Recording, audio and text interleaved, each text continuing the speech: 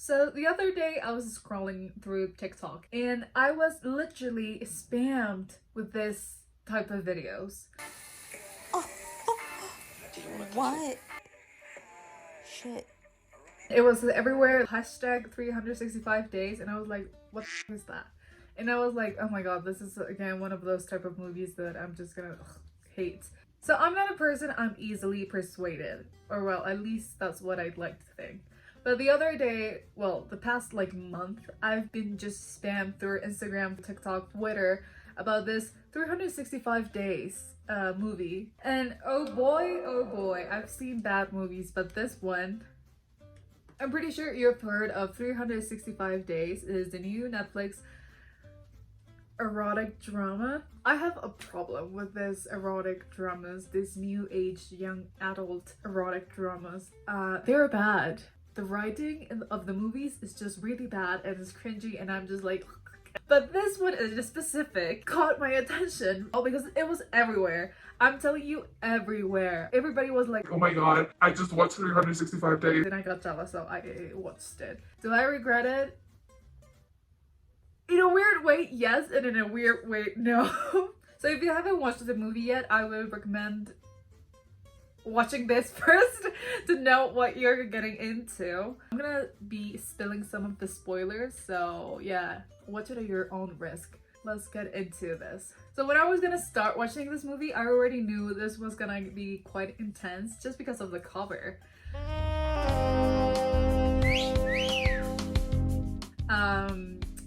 Yeah. How would I describe 365 Days? It's literally a Wattpad story with high budget.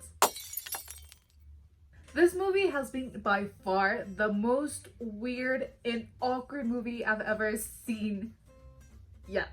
There was a point in the movie that I was like, do I want to keep watching this? I just felt really uncomfortable because yeesh.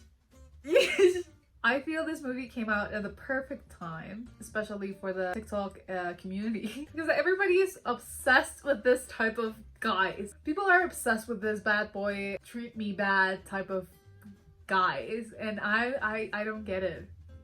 I don't get it. This movie has provided a lot of reactions among the people who watched the movie, meaning there are a lot of people that are obsessed with the movie. They're like, Oh my god, we need a sequel. this movie was amazing, and there are other reactions like, I hate all of this just so much. Oh my god. Oh my god. It just felt very uncomfortable.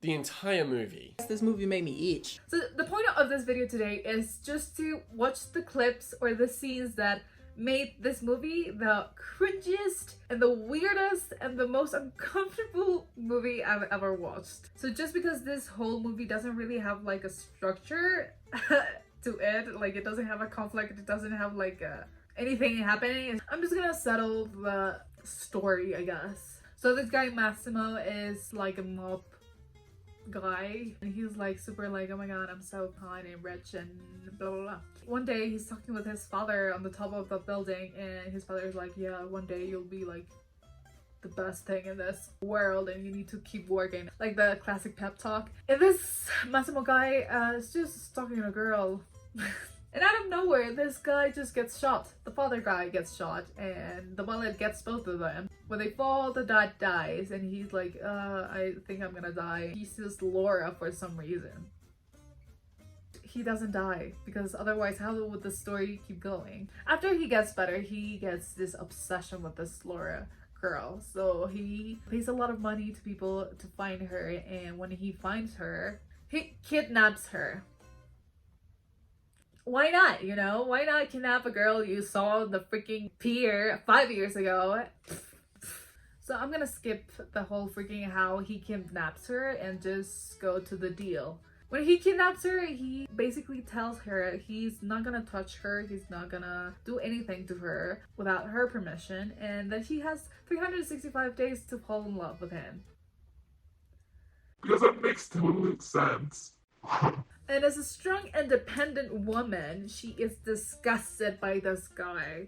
I mean, who wouldn't? She just got kidnapped by this freaking obsessive psycho guy. And this is the problem with today's movies. They are romanticizing really bad behavior. Hey guys, if you like a girl and you think they're pretty, you think they're smart, you think they're like the one, don't kidnap them, okay? Talk to them. So yeah, I'm gonna watch the first encounter of them, which is so romantic.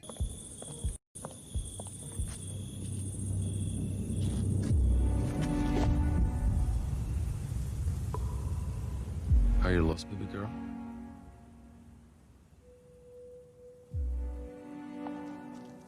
I don't know why everybody is obsessed with this. Are you lost, baby girl? Like, if someone actually came up to me, like it looks like it's the middle of the night, right? I'm walking. I feel like I'm being followed. I turn around and there's this guy and he tells me, Are you lost, baby girl? first of all, I would have shouted, bitch, don't call me baby girl. I don't think I'm gonna let my husband call me baby girl.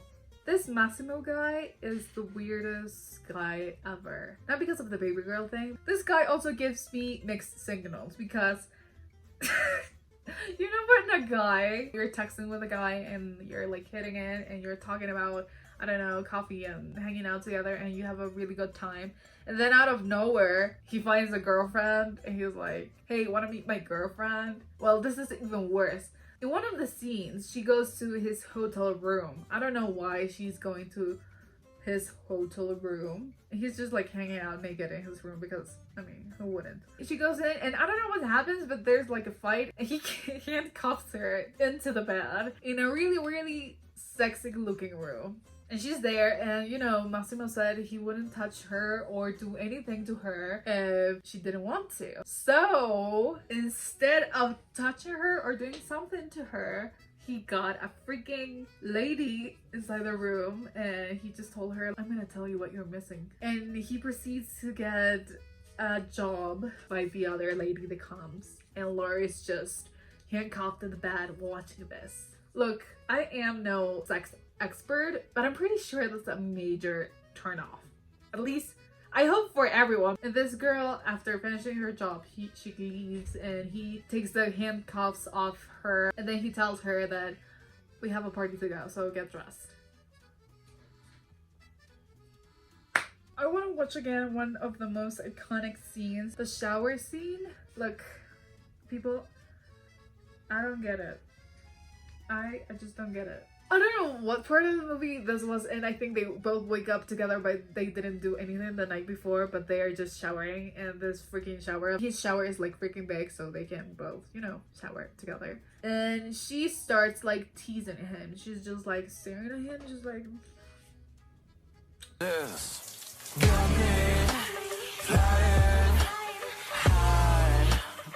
Baby girl.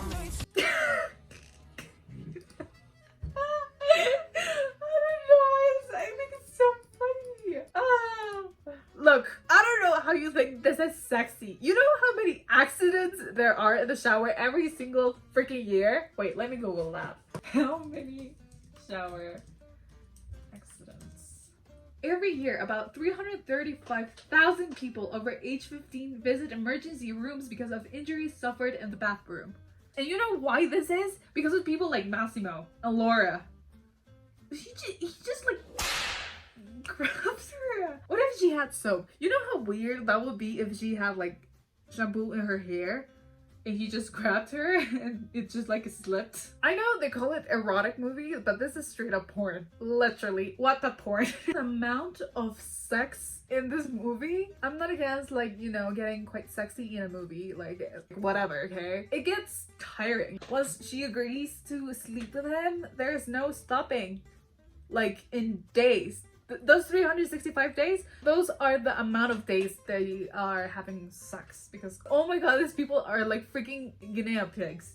Sex everywhere, anytime. And because the sex gets overwhelming at some point, I think the director or the, you know, the people who edit this just put the best playlist ever. The best thing of this movie is the freaking playlist. I'm not gonna lie, after I finished watching the movie, I was just listening to the music. And you know something? This guy, this Massimo guy in real life called, I think, Michel Moron or something like that. A really weird name. This guy actually is singing the songs in the movie. Can you imagine how lucky this guy is? He has his own movie, right? He's like the main character in this movie. Everybody gets to see him naked and all of his gloriness, and he gets to sing too. I think this guy is watching this movie non-stop, because I know I would if I looked like that and I also sang to the freaking thing. I mean, how many people get to do that? The whole album of the freaking movie, it's so good.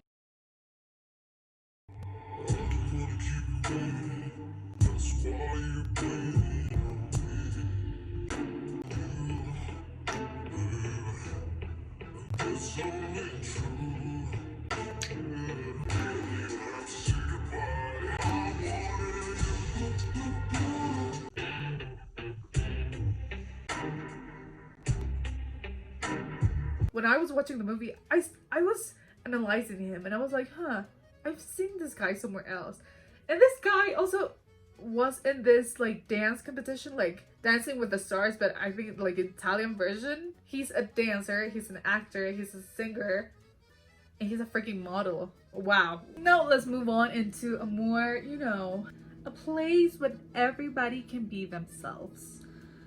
Twitter. This has to be the worst movie I've what do you mean? This has to be the worst. It has to be the worst movie I've seen so far in 2020.